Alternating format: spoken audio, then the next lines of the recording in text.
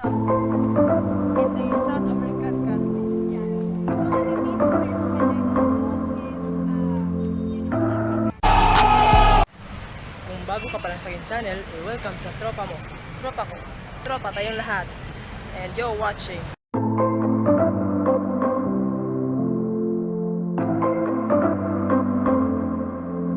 Yo, what is up mga katropa? Panibagong araw, panibagong katarantaduhan naman. Masyadong shameful to na nag-vlog ako sa labas na bahay namin. So this is my first time na mag-vlog sa syudad na malapit sa amin. So guys, for today is pupunta tayo sa isang sikat na pasyalan dito sa Cebu. So itutour ko kayo sa malapit dito sa amin. So guys, taga San Fernando ako, pero sinadya kong pumunta dito sa Cebu City dahil may linakad ako sa aking pupuntahang college or sa aking paralan na scholarship. Pero ngayon napag-isip-isip ko na mag-vlog na lang sa tungo dito sa aming lugar. So tingnan nyo naman, pupunta tayo ngayon sa Plaza Independensya. So in 3, skip ko na dahil masyado na maraming tao ang tumitingin. So in 3, 2, 1.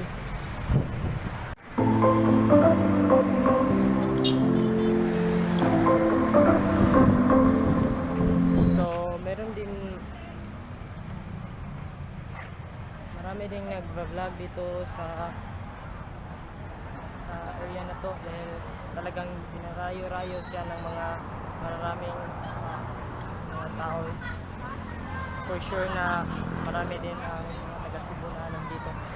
So guys, magmo-montage muna tayo at i-explain. Habang nagmo-montage ay i-explain ko sa inyo ang area kung paano ba to na i-build or paano na nagsimula ang pag-construct niyan sa lugar niyan.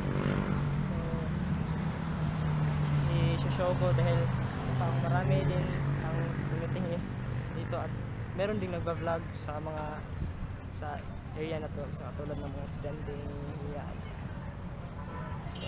So let us see, enjoy guys sa pagtingin-tingin sa Cebu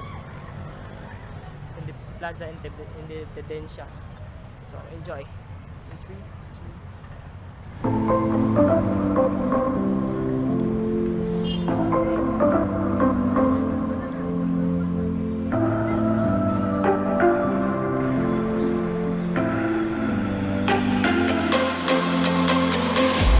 Come follow me to a secret place where only the moon can see. Beyond the shores, there is something more, just waiting for you and me.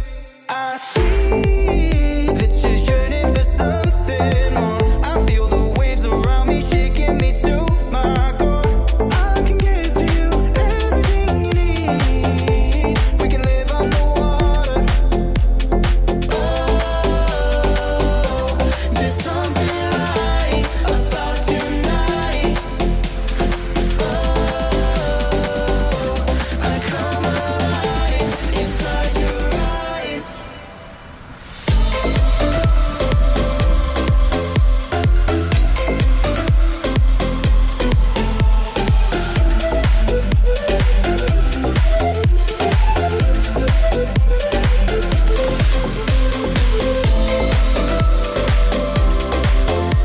Plaza Independensya, also known as Fort San Pedro, is one of the oldest Spanish forts in the Philippines. Work was started in May 8, 1565 with Legazpi himself breaking the ground.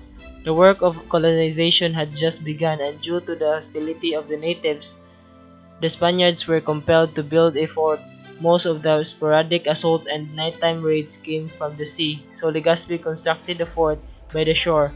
The name San Pedro was derived from Legazpi's flagship May in Santo which Niño sailed doon sa the ibabaw. So Pacific talagang Ocean in trademark 1565.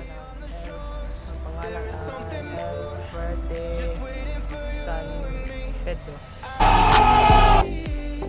The fort was triangular in shape, with two sides facing the sea and the third fronting the land. The two sides facing the sea were defended with artillery, and the third side with a strong palisade made of wood, and front served as nucleus of the establishment settlement in the Philippines.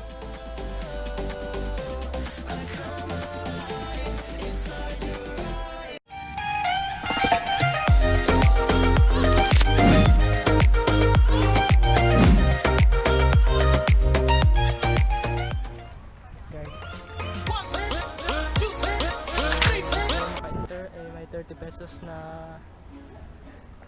fee para maka-enter dito sa fort. So isang malaking kanto. Talagang malaki siya. Isang depensa talaga na noon. So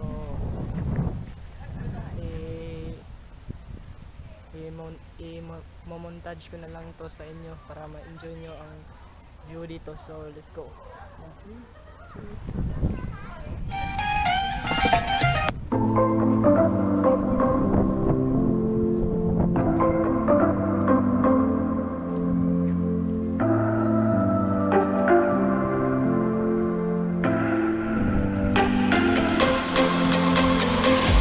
Come follow me to a secret place where only the moon can see.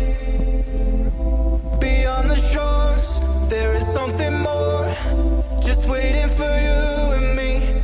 I see that you're yearning for something more. I feel the waves around me shaking me to my core. I can give to you everything you need. We can live on the water. There's something right about tonight. I come alive inside your eyes.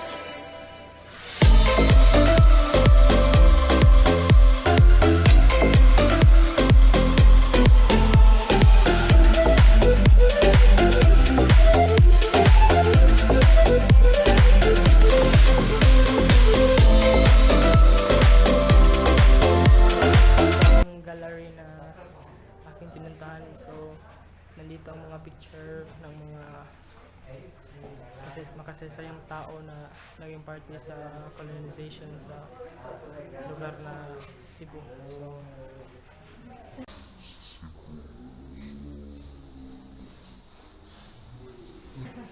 ayan. So tingnan nyo naman at talagang marami at colorful ang area na to. So guys, labas na tayo dahil kikita ko pa sa inyo.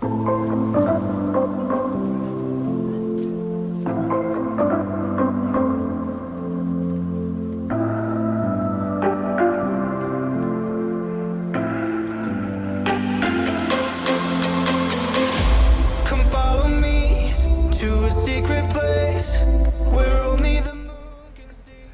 So guys, nandito na tayo sa stairs patungong ibabaw sa parang castle wall na to. So let's see kung mayroong tanim pa ba to. So enjoy.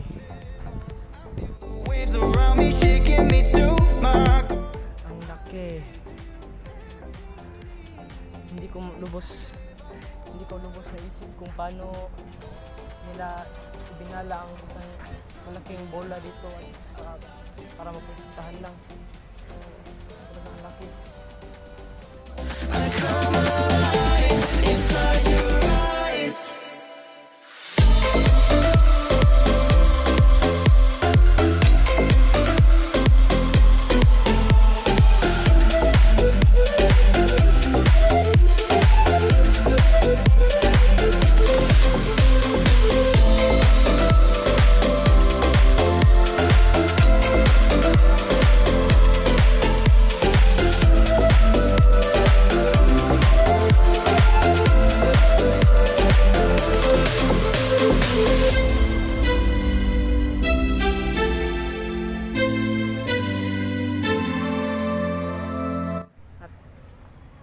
this point papasok na tayo sa Vivian del Teniente. So maybe ito na ang lugar na or kwarto ng isang kapitan.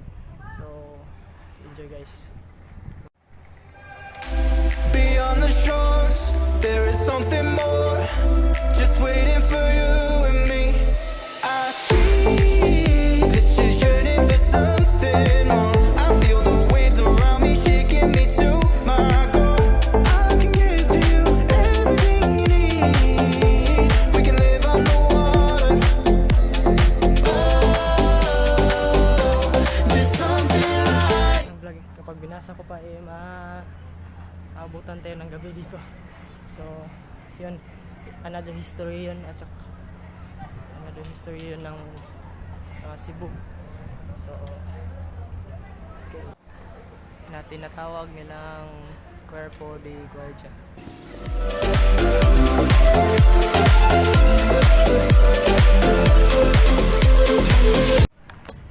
So yun guys, na-tour na ko kayo sa bagong lugar na kung gusto nyong bumisita dito sa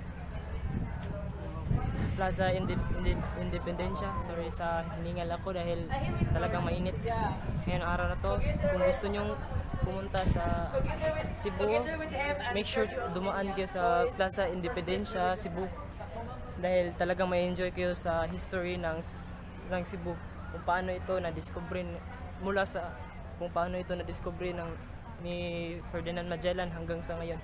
So guys, if you love this video, leave a like, punch the subscribe button, and turn on the notification bell for more videos. So see you guys for The reason why some of thank you these for watching. African 3, countries 2, are blocked 1. because of